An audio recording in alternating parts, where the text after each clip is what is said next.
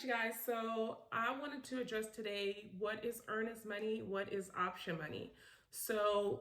When clients are in the process of buying a house, they don't know all the associated costs with getting the home under contract and proceeding with the contract. So I wanted to make a video today that explains two other additional costs to purchasing a home that you need to prepare for, and how the earnest money and option money works. So whenever you get a contract, at least in the state of Texas, I don't know about other states, you'll have to check in your state if you're watching this video and you're watching it from another state. But in the state of Texas, when we do our 1 to 4 family contracts to buy residential real estate, there are two checks that now you can do wires or you can do a check. There are two checks that we need from our clients. One is called earnest money, one is called option money.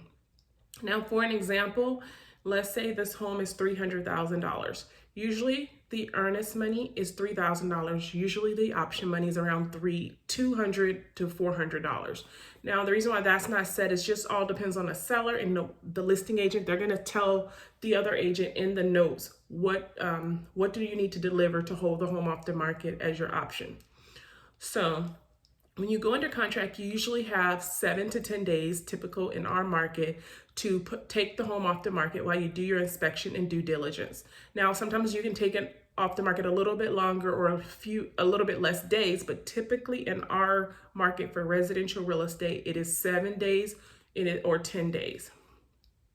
Now, when you take the home off the market, you're going to deliver the option money. So let's just use $300. They ask us for $300.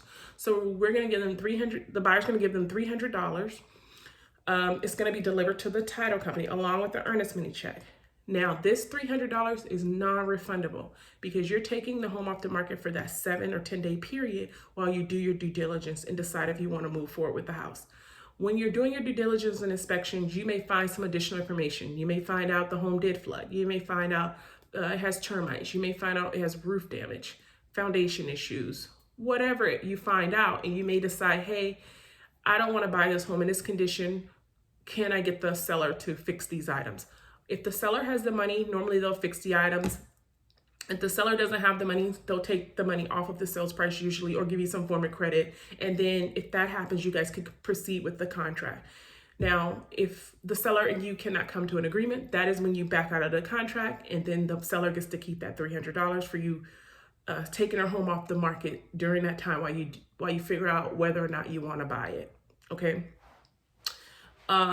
Let's see. The earnest money is delivered the same time the title company as the option money, but this is the difference. Okay. So now the earnest money, that's going to be, for our example of a $300,000 house, that's going to be $3,000, right? This money is refunded back to you within those 7 to 10 days that you're in option period if you back out for any reason during that time frame. Now, let's say you pass that 7 or 10 day mark, whatever's written in your contract.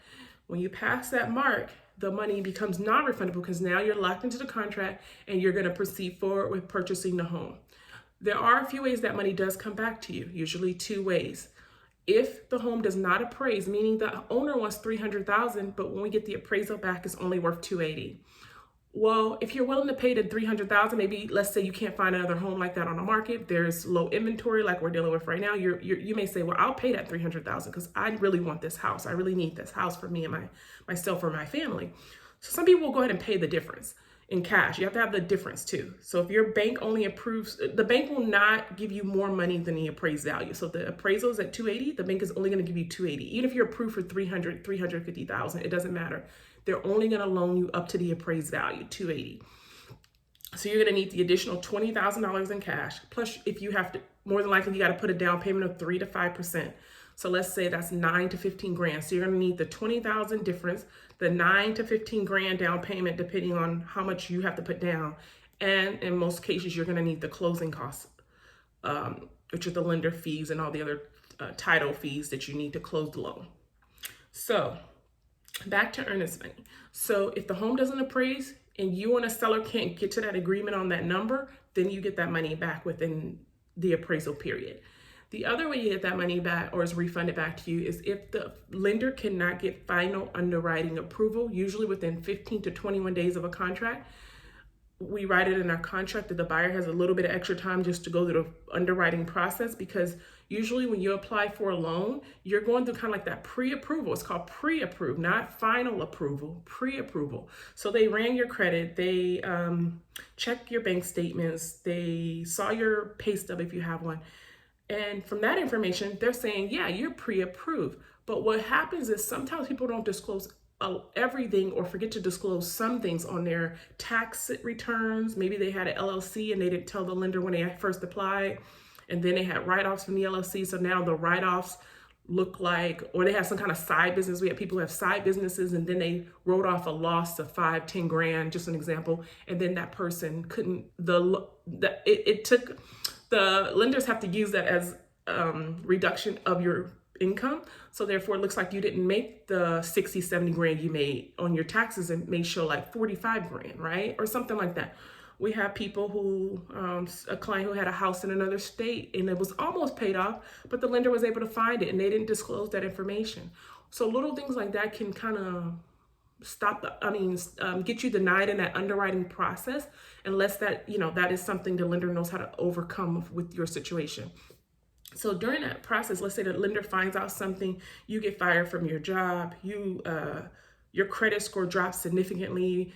So if it happens during that underwriting process, then a loan could get denied in the middle of the process, even though you had a pre-approval that said you were pre-approved.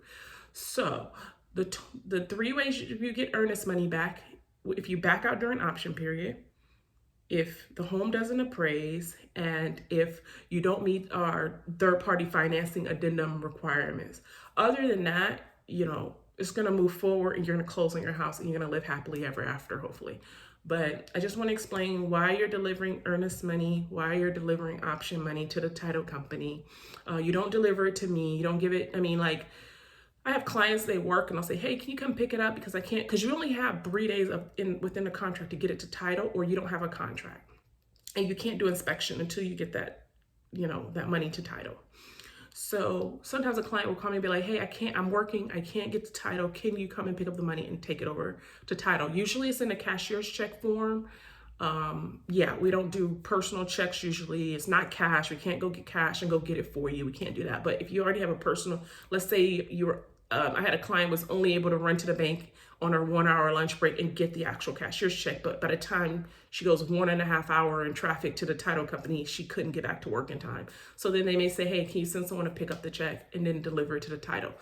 We'll sometimes do things like that, but you're not supposed to make the check out to me personally. Never make, at least in our state, never make it out to the agent or anyone, the seller. It's made out to the title company. The title company is going to hold it in escrow until the buyer and the seller meets their obligations of that contract, and then that money is dispersed to the seller at the end of the contract. And also another question I often get, people ask me, okay, if I have to deliver the $3,000 and the $300,